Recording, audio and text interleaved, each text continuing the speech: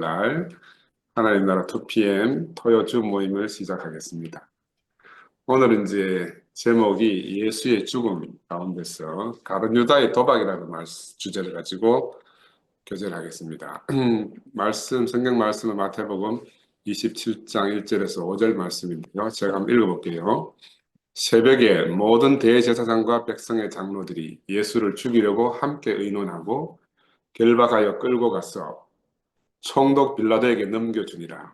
때에 예수를 판 유다가 그의 정죄됨을 보고 스스로 뉘우쳐 은 30을 대제사장들과 장로들에게 도로 갖다 주며 가로되 내가 무죄한 피를 팔고 죄를 범하였도다 하니 저희가 가로되 그것이 우리에게 무슨 상관이 있느냐 네가 당하라 하거늘 유다가 은을 성소에 던져놓고 물러가서 스스로 목매어 죽은지라.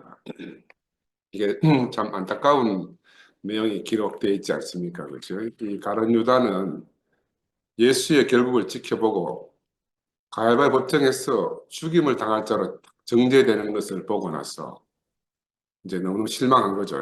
로마 총독 빌라도에게 넘겨져서 십자가에서 처형될 것만 남은 그 상태는 자기가 기대하는 바와 전혀 다르게 결말이 지어지는 걸 보고는 지난주에 말씀드린 것과 마찬가지로 베드로가 무너지듯이 가룟 유다도 무너졌다는 겁니다. 이게 무너진 거예요. 다른 말로 말하면 가룟 유다는 마지막 도박을 한 거라 예수를 두고서. 근데 자신이 한 도박이 실패했다는 게 드러나고 말미암아서 이제 스스로 목매어 죽은 이런 내용이 이제 기록되어져 있습니다. 이번 주에 이제 그 아틀란타 봉근영 말씀을 들으니까 지난번에 영시경 폰 해킹당한 그거 가지고 아주 재밌게 비유하시더라고. 인생이 사탄에게 해킹당했다. 그지? 해킹당한 인생은 쓸모가 없는 거라. 그래서 이제 우리 인생이 예수 십자가 사건을 통해서 새롭게 포맷이 안 되면 다시 사용할 수 없다. 이게 너무너무 순발력 있고 재밌는 비유더라고요. 그래서 이 폰이 포맷하지 않으면 다시 사용할 수 없듯이 해킹당한 가룟 유다의 인생의 결말이 바로 죽음이라는 거죠. 사탄에게 해킹당한 가룟 유다의 인생. 이 가룟 유다가 구원받을 수 있는 유일한 길은 예수 십자가 사건밖에 없다. 그래서 십자가는 무엇인가 하면 십자가는 상징이라고 말씀드릴 수가 있어요. 예수 죽음의 상징이 십자가란 말입니다. 지금 이 시대에 살면서 십자가 하면 누구나 다 예수를 떠올립니다. 그리고 예수를 떠올리면은 예수의 죽음을 떠올려요. 그죠? 그래서 누구든지 십자가를 말하면 듣는 모든 이들이 예수의 죽음을 상상하고 할 수밖에 없습니다. 그러니까 이 십자가 앞에 어떤 수식어도 필요하지 않은 거라.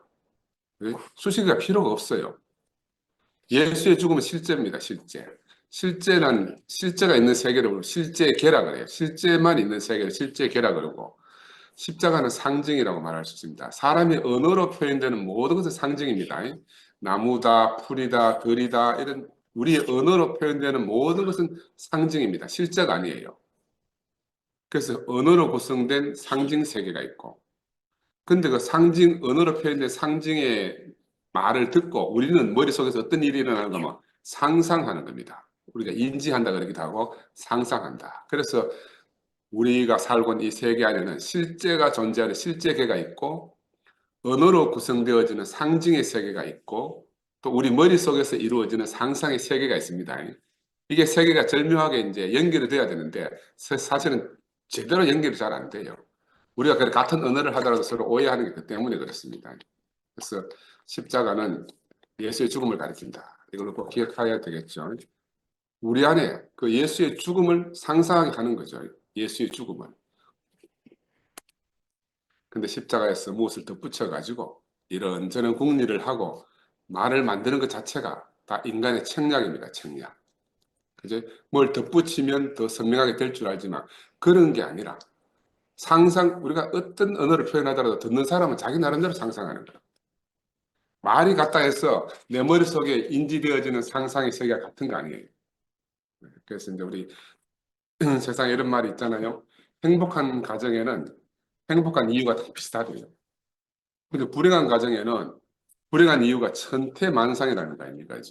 그래서 오늘 제자들을 보더라도 제자들을 지켜보면 이들이 예수 앞에서 절망하는 이유가 다 달라요.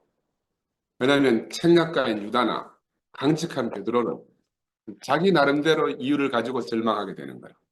기대치도 다르고. 우리도 마찬가지 아니겠어요? 우리도 우리의 최선을 가지고 지금 예수를 따르려 하다가 우리 각자의 사정 안에서 절망하고 지금 여기 모여 있는 겁니다. 아마 절망의 내용이 다 서로 다를 수 있어요. 사정이 다르기 때문에. 제가 한번 상상을 해봤습니다. 오늘 프린트에도 올려드렸듯이 파리가 고소한 참기름 냄새가 나서 참기름 한 방울 먹으려고 참기름을 따르는 깔대 끝에 딱 앉았는데 그만 발이 쪽 미끄러져 가지고 깔때기에 쫄딱 미끄러져가 깔때기 속 안으로 통 떨어지는 그런 상태가 우리 상태라. 근데 지금 상상해보세요. 미끄러지는 그 순간에 그 파리의 그 놀란 가슴 어떻게 하겠어요? 네? 파리의 놀란 가슴 상상이 갑니까? 아이고 그 참기름 한 방울 맛보라 하다가 기름통인지 뭔지 모르지만 순식간에 막 쑥떡 미끄러져 빠져 떨어지니까는 얼마나 황당하고 놀라겠습니까? 그런데 빠지고 나서 정신없었잖아요. 정신없이 헤매다가 보니까 뭔가 몸이 자꾸 붓는 거라 기름이 적셔지고 막 맛을 보이 고소하기도 하고 야 옆을 보니까 내만 있는 게 아니고 막 비슷하게 빠진 파리가 수도 없이 있는 거라. 내가 모르는 다른 많은 파리도 모여있는 형국이 지금 우리 2PM이 아니겠나. 우리가 올 때 쫄쫄 미끄러질 때 뭐 서로 상의하고 온 거 아니잖아요. 토의하고 온 것도 아닙니다. 그냥 자기 나름대로 하다가 다 온 거라. 다들 미끄러져 가지고 본인의 의사와 무한하게 우리가 모인 겁니다. 같은 거 뭐냐 하면 단지 그 같은 것은 향기로운 그 참기름 맛을 탐하다가 참기름통에 빠진 거예요. 그래서 제가 오늘 상상을 해보면서 야 우리 모습이 꼭 비슷해가지고 너무너무 우습기도 하고 또 한편으로 참 감사했습니다. 오늘 본문에 유대인의 대표자요 인도자들이었던 이 대제사장과 백성의 장로들 있잖아요. 이 사람들은 자기들이 예수를 죽을 죄를 지은 자로 정죄하게 된 겁니다. 이미 이제 이게 하나님을 대신해서 자기들이 스스로 판단하게 된 거다. 이 사람들은 얼마나 마음이 급한고 하면 예수를 죽이려는 모의를 밤새 이루은 거예요. 밤새 어떻게 죽일까 모의하고 또 저거 잡으러 가면 어떻게 해야 되겠나. 밤에 군병들을 보내가지고 새벽에 이제 예수를 잡으러 갔잖아요. 또 잡은 예수를 갖다가 빌라도에게 넘겨줄 때도 새벽이었다는 거죠. 새벽. 그래 그들은 밤을 새워서 의논하고 모의하고 새벽 일을 처리하는 이런 사람들이죠. 근데 그 당시 예수는 어떻게 했냐? 예수는 피땀 흘려 기도하시고 예수가 피땀 흘려 기도할 동안에 제자들은 깊은 잠에 빠져 있었고 그 이제 대제사장들과 서기관들은 잠을 자지 않고 그때 자기 일을 한 겁니다. 예수는 피땀 흘려 기도하고 제자들은 깊은 잠에 빠져 있고 이 사람들은 밤을 자지 않고 자기 일을 한 사람. 그러니까 이들의 열심은 뭐 말할 수 없잖아요. 너무너무 대단하죠. 그래서 우리가 성경을 보면요. 참 기이한 것은 예수를 따르려던 사람들보다가 그를 죽이려는 사람들이 더 열심이라는 거야. 열심이라는 거예요. 사도행전에도 보면요. 바울을 죽이려는 사람들이 열심히 기록되어 있어요. 사도행전 23장에 보면 23장 12절에 13절에 날이 새매 유대인들이 당을 지어 맹세하되 바울을 죽이기 전에는 먹지도 아니하고 마시지도 아니하겠다 하고 이같이 동맹한 자가 40여 명이더라. 이런 기록이 있어요. 그러니까 참 신기한 일입니다. 인간의 역사는 항상 이런 것을 되풀이하고 있어요. 이거는 우리가 아담의 흑역사라 이렇게 말씀드릴 수가 있는데 아담의 역사는 밤에 이루어진다는 이런 속설도 있잖아요. 왜냐하면 이번에 우크라이나하고 러시아 전쟁도 주로 밤중에 일어나잖아요. 밤중에 서로 폭격하고 밤중에 막 쏘고 이렇게 하잖아요. 모든 전쟁이 밤에 시작하는 것처럼 이 밤이라는 것은 밤으로 표현되어지는 어둠의 시간이다 그 말이잖아요. 그러니까 어둠의 시간에 뭔가 책략하는 사람들이 책략을 꾸미고 일을 도모하고 이렇게 하는 겁니다. 왜냐하면 밤에는 아무것도 보이지 않고 아무것도 알 수 없는 상태를 이제 우리가 표명하는 거죠. 그러니까 자신들이 그 밤에 무엇을 하는지 스스로도 알 수가 없는 거예요. 그냥 열심히 하는 겁니다. 그래서 우리가 밤이라는 이 상징을 통해서 그들 스스로의 행위가 옳지 않음을 성경은 우리에게 보여주고 있는 겁니다. 단지 열심히 한다. 그래서 제가 이제 나는 프린트에도 적어놨지만 성경에 기록된 아담의 열심은 이루 말할 수 없습니다. 아담부터 해서 막 수많은 사람들이 열심히 있어요. 아담은 선악과를 먹는 일에 참 열심히였잖아요. 생명과를 먹는 일은 그래 관심이 없고 왜 생명의 세계는 흐르는 세계를 알 수 있고 선악의 세계는 열심히 노력하는 세계잖아요. 그래, 아담은 열심히 노력하는데 천부적인 자질을 가지고 태어났어요. 마찬가지로 우리가 그 아들 가인과 아벨도 나오는데 가인은 아벨보다 더 열심인 거라. 왜냐하면 아벨의 목축업은 한가 모습이죠. 우리가 목축하면 양이 풀을 뜯고 한 모습을 우리가 생각하지 않습니까? 근데 가인의 농사일은 어때요? 농사하는 것만 하더라도 벌써 내 몸에 땀이 나잖아요. 땀 흘리고 애쓰고 노력하지 않을 수 없는 이게 가인의 농사일입니다. 그러니까 가인은 애쓰지 않고 힘쓰지 않을 수 없는 그런 사람이죠. 근데 아벨은 어떻게 보면은 푸른 초장에 한가로이 양을 치는 필이나 불고 앉아 있는 그런 모습을 우리가 상상할 수 있잖아요, 그지? 그래서 뭐 밑에 여러 사람들이 나옵니다. 네피림도 나오고 또 노아의 아들 중에 함은 뭐 다른 아들들 보다가 뭐에 열심히 했는가 하면 아버지 술 취한 아버지를 비난하는데도 열심히 했다. 이래서 막 수많은 사람들이 열심히 했습니다. 아브라함은 아들 낳기 위해서 열심히 했고 하여튼 뭐 이스마엘은 이삭을 희롱하는데 열심히고 이런 열심인 사람들을 내가 적어놨으니까 한번 보시고요. 그래서 항상 인간의 문제는 하나님보다 더 앞서고 하나님보다 더 열심인데 인간의 문제가 있는 겁니다. 왜냐하면 하라는 대로 할 수가 없어요.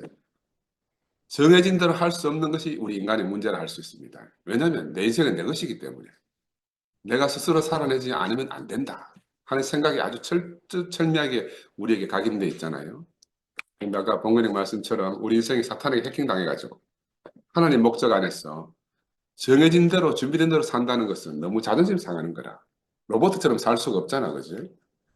그래서 이 고장난 인생들, 해킹당한 인생들은 자기 이름을 드높이기 위해서는 어떤 어려움도 본인 스스로 해결해야 되는 거예요.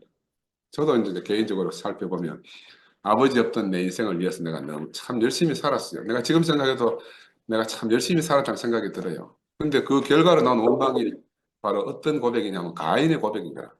우리 엄마하고 동생들을 보호하고 지키라고 우리 아버지가 10살밖에 안 된 내한테 이혼하고 가셨다는 거예요. 근데 내가 하이게 됩니까? 내게 아버지 마음이 없는데 아버지 마음이 없으니까 아버지 이거를 지킬 수가 없는 거라. 그래서 결국 나는 하나님께 원망을 하는 거죠. 하나님, 내가 동생을 지키는 자입니까?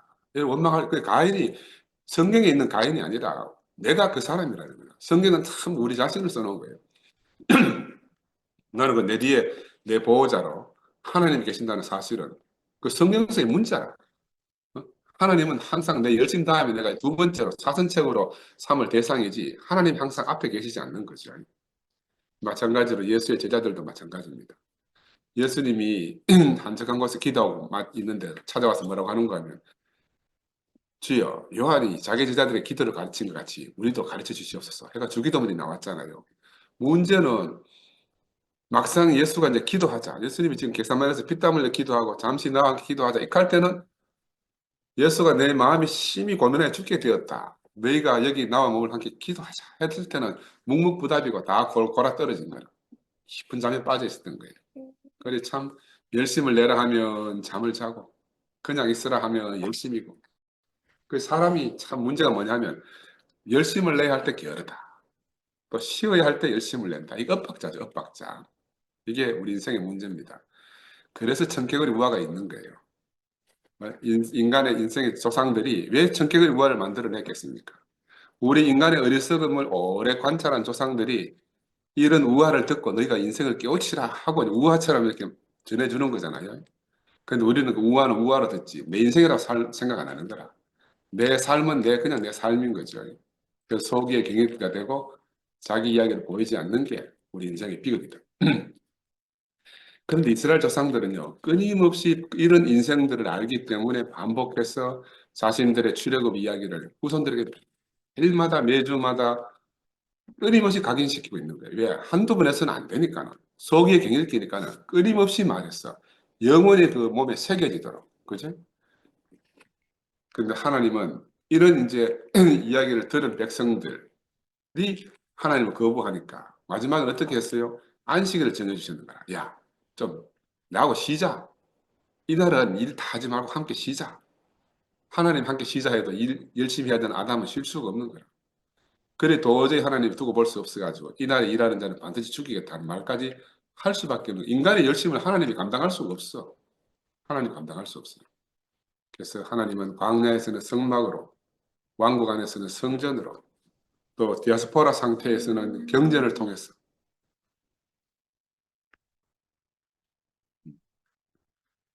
끊임없이 이제 인생을 찾아오시고 인간을 위해서 오시잖아요.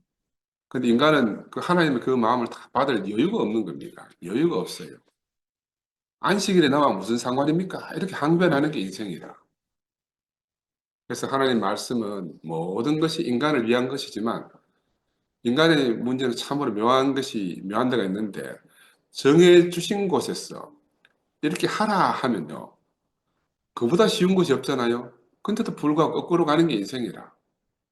그래서 인생이 어려울 수밖에 없고 그것도 인생처럼 어려운 것이 없는 거죠. 근데 이거는 자세히 살펴보면 누가 그를 밀어 넣은 게 아니에요.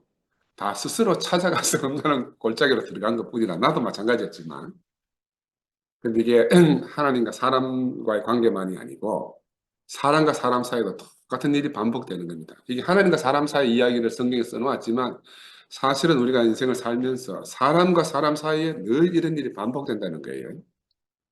하나님이 만들어진 동산은 사람이 살기에 얼마나 적합한 곳입니까? 그죠? 그러나 하나님 같이 데려다가 사람은 스스로 가시밭길을 걸어가고 있는 거죠. 우리 교회 안에서 마찬가지입니다. 누구처럼 누구같이 되려고 하면 즉시 우리가 가시밭길을 걸어가게 되는 거예요. 하나님의 인생 각자가 다 하나님 보시기에 심히 좋은 그 사람으로 이미 지어 놓으시는데 우리가 이걸 망각하고 사는 거죠. 왜냐하면 대제사장은 백성을 대신해서 하나님께 제물을 드리면 좋게요. 백성의 장로들은 백성들 앞에서 그 인생을 바르게 살면 되는데 왜 그들은 본연의 임무를 놔두고 지금 밤중에 예수를 죽이려고 밤을 설치고 있느냐. 이게 참 문제가 아니겠습니까? 왜냐하면 성경에 이렇게 기록되어 있어요. 하나님 자신의 이름을 망령되이 일컫는 자를 죄 없다 하지 아니한다. 이런 기록이 있잖아요. 그러니까 예수가 참으로 참남하다 하면 하나님이 벌 주실 건데 뭐 대제사장이나 백성의 장로들이 뭐 자기들이 나서서 저주를 안 내리더라도 이미 하나님으로부터 벌 받을 건데 이 사람들은 하나님을 기다릴 수가 없는 거야. 그지? 하나님을 기다릴 수가 없어. 무엇이 바빠가지고 새벽같이 일을 결행하겠어요. 그래 이상하게 우리를 행하는 사람들을 보면요. 의를 행하는 사람들보다 이제는 마음이 바빠요. 마음이 바빠. 악을 행하는 자는 항상 선을 행하는 자보다 걸음이 더 바쁜 거라. 우리가 이런 사실을 주변에서 늘 보지 않습니까? 이 사람들은 어떤 사람들이 가면 하나님 하실 일은 자기가 해요. 자기가 할 일은 또 하나님께 맡기는 거야. 이러니까 늘 어긋나는 거야. 늘 어긋나. 그래서 하나님을 섬기고 충성한다는 사람들이 대부분 이런 문제를 가지고 이제 곤욕을 치르고 있지 않습니까? 그래서 이들이 하는 일들은 대충 다가 밤을 새워서 새벽에 저지르게 됩니다. 기다리지 못하고 나서게 되고 하나님 하실 일을 자기가 나서서 하는 그런 일들이라 할 수가 있어요. 그리고 오늘 본문에 나오다시피 이제 결국 새벽에 예수를 죽이려고 모의를 하고 예수를 결박해서 빌라도에게 넘겨주는 이런 일을 이제 벌이게 됐지 않습니까? 이것도 참 아이러니입니다. 하나님께 참담하다고 정죄된 예수를 갖다가 로마의 총독인 사실만 자기들 원수지 로마 총독인 빌라도에게 넘겨주고 그를 죽여달라고 소원하게 되는 거예요. 이 얼마나 아이러니겠어요. 빌라도는 하나님과 무관한 사람입니다. 근데 악을 행하려 하는 사람들을 자세히 살펴보면요. 그들은 목적을 달성하기 위해서는 수단과 방법을 가리지 않게 되는 거예요. 하나님을 돕는다는 명목 하에 세상을 데리고 와서 사용하게 되는 거죠. 그래서 이 사람들은 예수를 죽이는 것이 하나님을 위한 열심이고 충성이라 믿고 그래서 하나님의 이름을 빌어서 지금 자신들이 악을 행하고 있다. 이 말입니다. 근데 이게 우리가 이렇게 풀어보면 너무너무 이상하다 싶지만 실제로 우리 안에서 늘 이런 일들이 반복되어져서 우리를 통해서 일어난다는 거죠. 그런데 성경은 우리한테 뭘 가르쳐 주는가 하면 하나님을 위하는 것은 먼저 그 방법이 옳아야 된다. 왜냐하면 정해진 목적에는 정해진 길이 있는 겁니다. 예수는 그래서 모든 사람을 하나님 아버지 앞에 드리도록 하기 위해서 자신이 먼저 드려주신 분이에요. 예수의 일을 보면 예수의 일은 정당한 일이기 때문에 그 방법도 정당한 거라. 방법도. 목적을 위해서 이제 수단과 방법을 가리지 않는 것은 왜 그런가? 그 일이 이미 부당한 일이라는 걸 스스로 증거하는 거예요. 그 일이 이미 부당한 일이라는 거예요. 우리가 투표를 해서 결정하자 하고 이제 표를 모으는 일들이 만약에 교회 안에서 생기게 되면 그 교회는 이미 세상이 된 거예요. 아멘. 세상이 된 거예요. 투표한다 하는 말은 무슨 말이고 하면 세력을 모은다는 거죠. 세력을. 자기의 정당성을 힘을 통해 증명하고자 하는 거니까 이미 교회의 생명과는 전혀 무관한 거예요. 아멘. 지금 오늘 주님은 바로 그 투표로 세를 과시하는 자들 앞에서 심판을 받으신 거예요. 그래서 죽음을 선고받고 영문 밖으로 밀려가시게 됐습니다. 그럼 우리 주님의 성질은 어떤 분이냐면 다투고 싸우는 곳에서는 물러나 계신 분이죠. 아브라함이 뭐라고 말했는가 하면 노스에게 네가 좌하면 나는 우하고 네가 우하면 나는 좌하겠다 하고 물러나 있었죠. 물러나 있었어요. 왜? 자기 앞에 항상 하나님이 계시니까. 아브라함은 하나님의 위로로 족한 사람이었죠. 근데 사람들은 흔히 눈에 보이지 않는 하나님의 위로보다가 눈에 보이는 사람들의 표를 더 중요하게 여기는 게 사람들의 생리라는 거죠.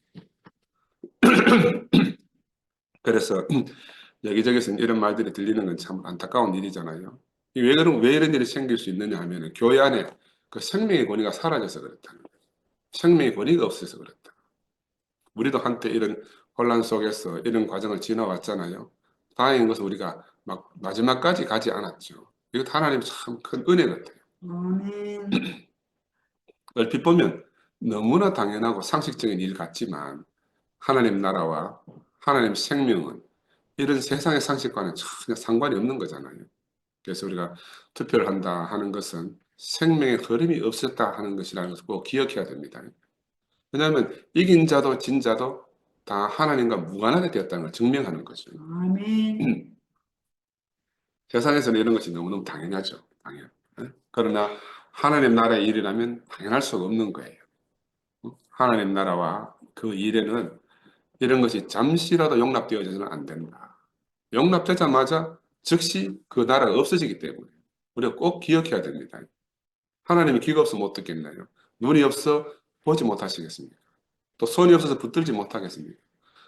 귀 먹은 건 내가 귀 먹은 거고 눈이 안 보이면 내가 눈이 안 보이는 거예요. 그죠? 하나님은 전혀 그렇지 않다는 것을 우리가 꼭 기억을 해야 합니다. 그래서 정당한 일에는 방법도 정당해야 됩니다. 부당한 일은 방법도 부당한 거예요. 그렇지. 특별히 그런 일들이 하나님을 위한다는 일일 경우에는 문제가 더 심각해지게 되는 겁니다. 바로 이래서 세상이 혼돈 가운데 빠지게 되는 거예요. 옳지 못한 방법으로 옳은 일을 찾고 있기 때문에. 목적은 참 옳은 일을 찾기 위해서 하는데 문제는 방법이 옳지 못하다는 거예요. 방법이. 예수가 참남하다면 스스로 참남하기 전에 스스로 이미 저주를 받은 거라. 그 누가 그 사람 보고 네가 더 참남하다 할 수 없는 거죠. 그 다윗이 그런 고백을 했잖아요. 원수 갚는 것은 내게 있지 않다. 하나님께 있다. 이거는 우리가 평생을 기억해야 될 말이라 생각이 들어요. 그래서 예수님은 어떤 분인고 하면은 또 다윗보다 훨씬 나중에 자기를 저주하고 십자가에 못 박은 자들 향해서도 욕하지 않으셨잖아요. 이미 그들은 예수의 그런 행위를 하는 그 사람은 이미 불쌍한 사람들이에요. 이미 인격이 파괴된 자들이기 때문에 그들을 원망하고 저주해봐 소용이 없는 거라. 그래서 예수는 저들의 죄를 저들에게 돌리지 마시옵소서. 저들이 하는 일을 스스로 알지 못합니다. 이렇게 말씀하실 수밖에 없는 생명을 가지신 분이죠. 그런데 제사장과 백성의 장로들은 예수를 죽이자고는 잠을 잘 수 없는 사람들이죠. 그러니까 그들이 평상시에는 가장 가증히 여기는 빌라도에게 자기들이 가장 거룩하다고 생각하는 예수 죽이는 일을 갖다가 넘겨주게 된 거 아니겠어요? 그죠? 참 아이러니입니다. 하나님을 향한 열심을 그들이 원수로 여기는 자에게 넘겨준 거라. 그들 보고 대신하도록. 그래서 이 사람들은 스스로 빌라도의 명을 받드는 그런 하수인이 스스로 되어버린 거죠. 왜냐하면 이게 아이러니입니다. 불의를 행하려고 하면 저절로 이렇게 자기도 모르게 헤어날 수 없는 함정에 이렇게 빠진다는 거 아니겠어요? 근데 이게 이제 어떻게 예수 당시에 이 제사장과 장로들 뿐만이겠습니까? 우리가 마음의 눈을 밝혀서 자세히 살펴보면 지금 이런 일들이 곳곳에서 벌어지고 있는 거예요. 곳에서 벌어지고 있다. 그리 가룟유다가 결국에 나중에 이제 회개하고 뉘우쳐서 내가 무지한 피를 팔고 죄를 범하였다 하면서 이제 목매어 죽었다는 걸 본문이 나오는 거잖아요. 유다는 어떤 사람입니까? 하나님의 뜻을 모르고 인간의 뜻을 세우려고 하나님께 기대하는 우리 모든 어리석은 인류의 대표자다. 유다는 우리가 죽일 놈이 아니에요. 우리가 다 그런 사람들이에요. 유다는 한편으로 한마디로 말하면 하나님을 쫓아가다가 하나님을 버린 사람이죠. 저도 마찬가지로 이런 사람 중 한 사람이었어요. 나도 어릴 때 교회 왔다가 야 보니까 교회 곧 망할 것 같은 거라. 목사님 곧 돌아가실 것 같고. 그래 교회 망하기 전에 빨리 도망가서 내가 먼저 교회를 버렸죠. 10년 동안 교회를 떠나 있었어요. 근데 10년 동안 떠나 있는 게 내 죽음 속에 살았는 거예요. 교회에 와서 이 생명의 세계를 알면 알수록 그때가 정말 기쁜 흑암이었구나 하는 게 그 당시에는 흑암인지도 모르고 살았어요. 절망 가운데 살았지. 살았으나 죽은 자 같이 살았었거든요. 마찬가지로 희망을 찾던 사람이 희망을 버리면 절망이지 않습니까? 생명을 찾던 사람이 생명을 버리면 죽음인 거죠. 그래, 이 가룟 유다는 그리스도를 쫓다가 그리스도를 버렸기 때문에 스스로 목매어 죽게 된 거예요. 스스로 목매어 죽게 된 거예요. 저는 똑같은 경험을 가룟 유다에서 했어요. 그래서 이 가룟 유다 앞에는 이제 죽음밖에 없기 때문에 은삼십이라는 게 필요가 없는 거라. 은삼십 필요가 없어요. 나도 10년 도망가 있는 동안에 아무것도 필요 없는 절망만 남아있는 죽음밖에 없는 그런 상황을 내가 10년 동안 살았었어요. 그래서 마지막에는 이제 내가 신학교라도 가서 예수를 좀 더 깊이 알고 싶었. 마지막에 이제 그렇게 몸부림칠 때 구평에 찾아온 거라. 그때 교회를 내가 다시 만난 거예요. 그래서 죽고 다시는 세계로 옮겨진 거 아니겠습니까? 주님이 제 인생에 찾아오신 거죠. 내가 찾아간 게 아니에요. 버리는 것은 내가 버려요. 버리는 것은 내가 버리는데 찾을 때는 내 마음대로 찾아지는 게 아니라는 겁니다. 가룟 유다는 은 30을 던져버림으로써 그 은 30 안에 자기 어리석음을 던져버리고 싶지 않았겠어요. 그죠? 그리고 마지막으로라도 그런 행위를 통해서라도 나는 정말 예수를 죽음에 넘기는 사람이 아니라는 걸 스스로 증명하고 싶지 않았겠습니까? 그는 정말 예수가 그리스도이기를 갈망했던 사람이라고 할 수가 있어요. 또 그것을 확인하고 싶어서 이 도박을 하는 사람이죠.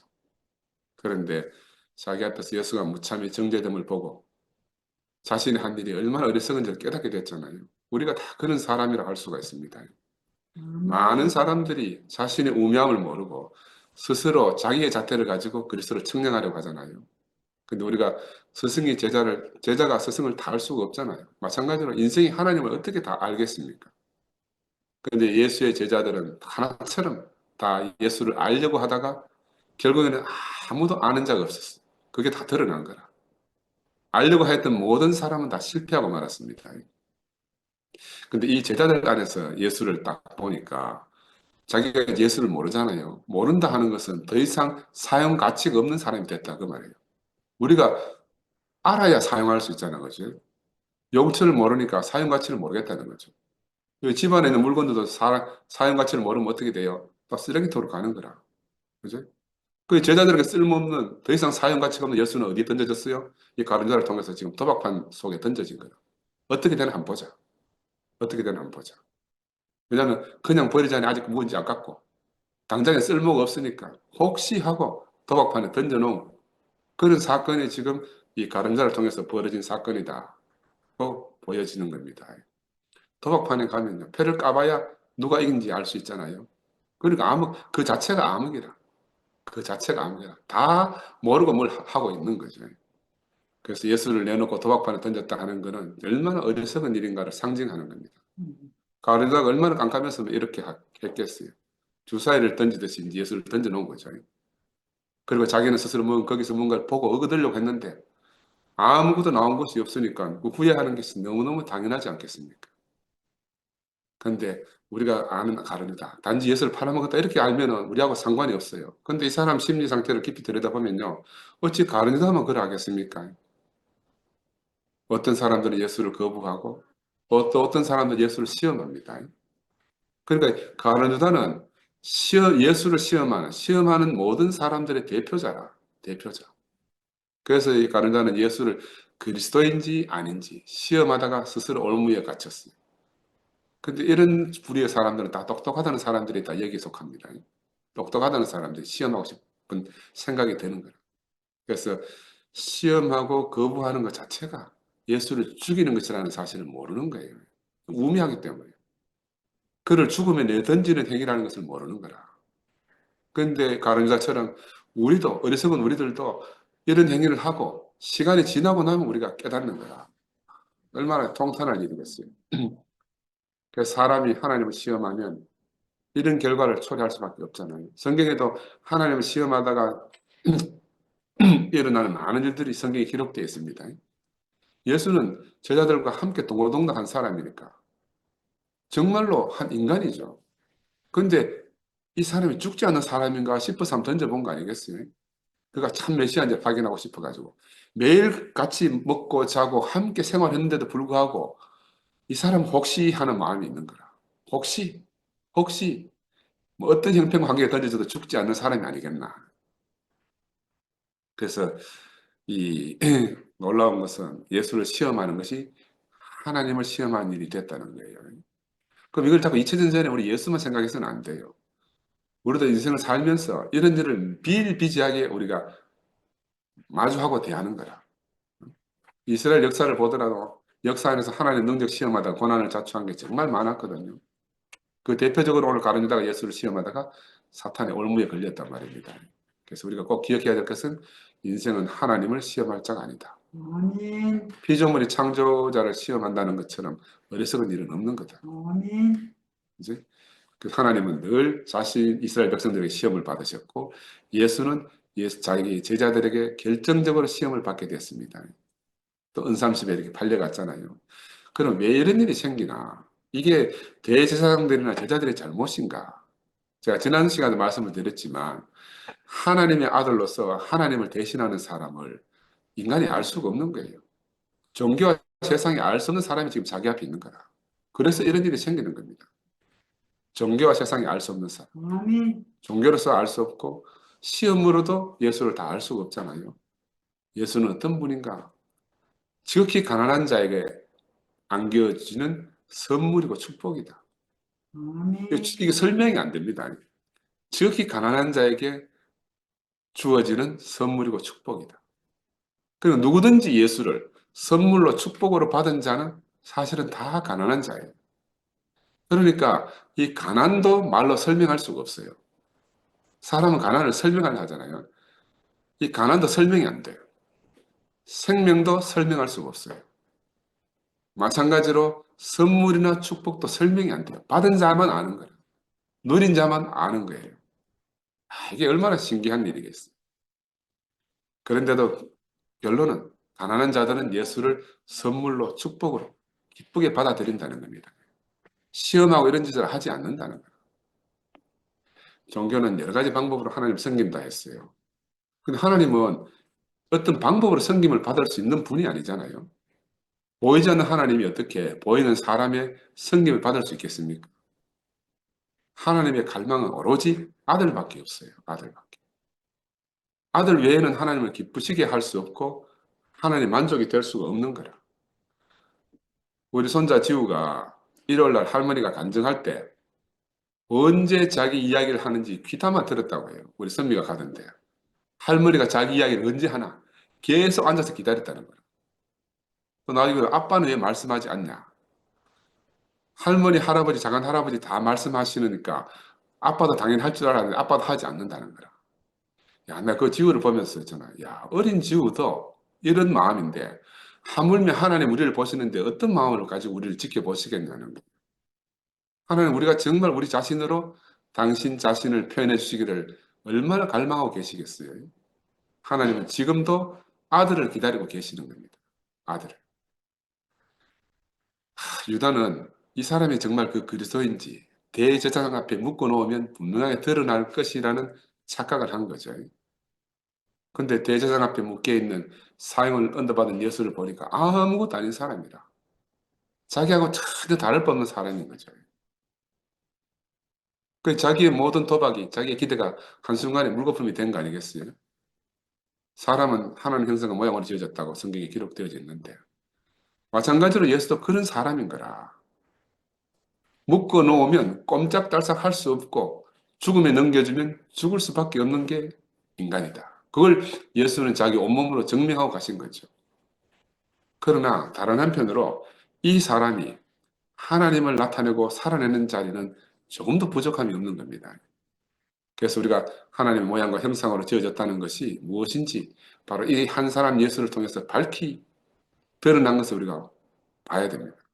이것은 능력의 문제가 아니라는 거죠. 유다가 알고자 하던 예수는 어떤 사람이에요?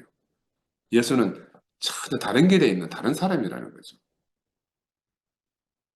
가룟유다는 자신의 길 위에 서 있는 하나님 아들을 본 겁니다. 유다가 서 있는 길과 전혀 다른 자신의 길 위에 서 있는 하나님 아들. 이 길은 사람들이 전에 전혀 보지 못했던 그런 길이고, 이 사람은 전에 본 적이 없는 바로 그런 참 사람이라는 거죠. 길도 본 적이 없고, 사람도 본 적이 없는 거라. 무슨 말을 하면 처녀가 잉태해서 낳은 아들을 사람이 볼 수 없잖아요. 우리가 지금 살면서 처녀가 낳은 잉태한 아들을 본 사람이 아무도 없잖아요. 마찬가지로 예수는 전에 본 일이 전혀 없는 그런 사람이라.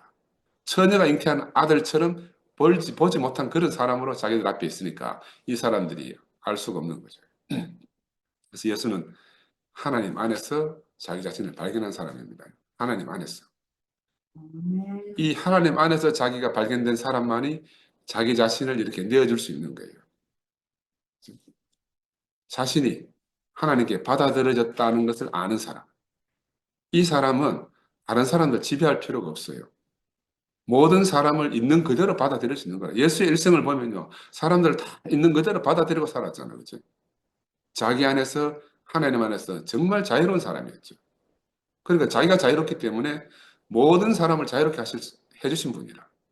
그리고 많은 다른 사람들의 고난을 함께 나눌 수 있는 사람이었죠. 이것이 바로 성경이 말하는 긍휼이 여기는 마음이다.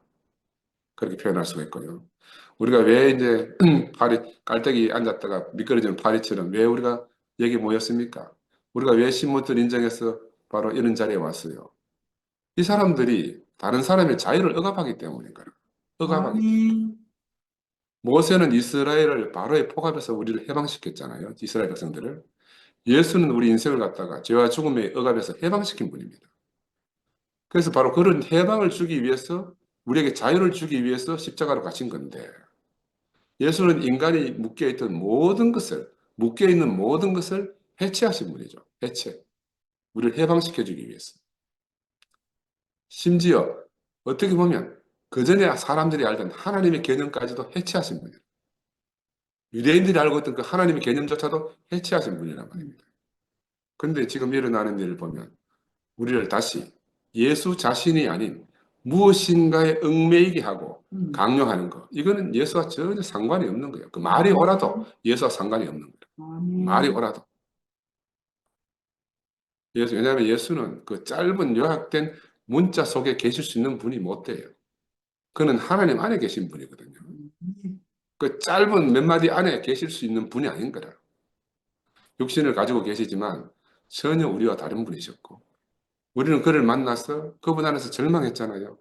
또 그분 안에서 우리가 다시 사는 거라. 이게 바로 우리의 소망이에요, 소망. 그래서 우리도 이 예수 안에서 상대의 자유를 억압하지 않고 있는 그대로 받아들일 수 있는 사람으로 변화되어 가는 것은 정말로 전적인 하나님의 은혜라고 말씀드릴 수가 있습니다. 이게 정말 놀라운 은혜죠. 우리가 이런 과정을 거치면서 점점점 우리가 더 놀랍도록 변화되어 가고 있는 거예요. 그전에는 이 예수를 알지도 못했고 이 예수와 관계되어진 모든 사람들은 예수를 심히 오해한 거죠. 그 오해된 대표자 중에 한 사람이 바로 가룟유다입니다. 그지? 우리도 근데 가룟유다를 욕할 게 없고 우리도 이 제자들의 어리석음 안에서 함께 어리석었잖아요. 우리도 그들이 내는 열심 안에서 함께 무너졌고 함께 허탈해짐을 경험한 사람들이에요. 저는 지난주에도 말씀드렸지만 베드로와 같이 세상이라는 바닷가에서 허탈한 일상을 10년 동안 혼에 나간 사람처럼 살았어요. 여러분 경험 안 해봐 잘 모를 겁니다. 나는 실제로 그렇게 살았어요. 만족이 없었어요. 모든 게 불만족이었지. 모든 게 불만족이었어요. 그러다가 생선을 구워놓고 부르시는 그분을 만난 거 아니겠습니까? 베드로를 부르러 다시 찾아오신 주님을 만났어요. 베드로는 주님을 만났고 죽고 부활한 주님을 다시 만났잖아요. 우리가 지금 그가 만난 주님이 어떤 모습인지 우리가 다 알 수가 없어요. 그러나 소반 먹자고 부르시는 이는 주님 아니면 베드로를 그렇게 부를 사람이 없다는 거라. 이게 바로 베드로의 사정이에요. 베드로의 사정. 우리도 마찬가지입니다. 우리를 부르신 이가 바로 우리의 주님입니다. 함께 조반 먹자고 부르시는 분이 바로 우리의 주님이에요.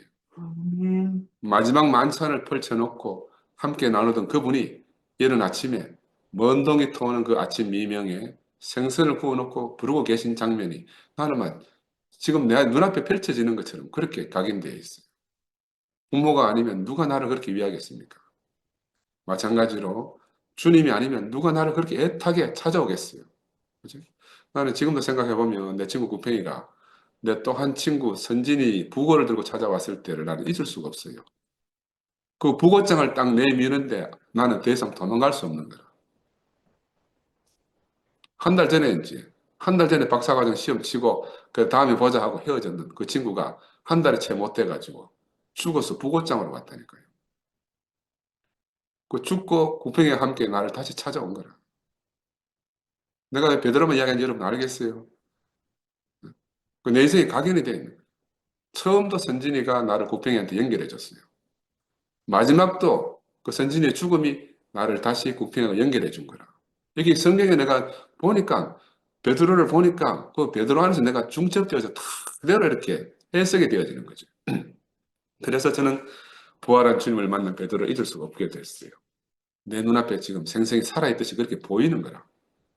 우리가 다 눈을 뜨고 보면요. 눈을 뜨고 다시 보면 바로 이렇게 주님이 나를 찾아오고 있음을 우리가 알게 되잖아요. 아멘. 내가 시험했고, 내가 거부했고, 모른다 했던 우리의 주님이 가까이서 우리에게 저 밥 먹자고 부르고 계시는 겁니다.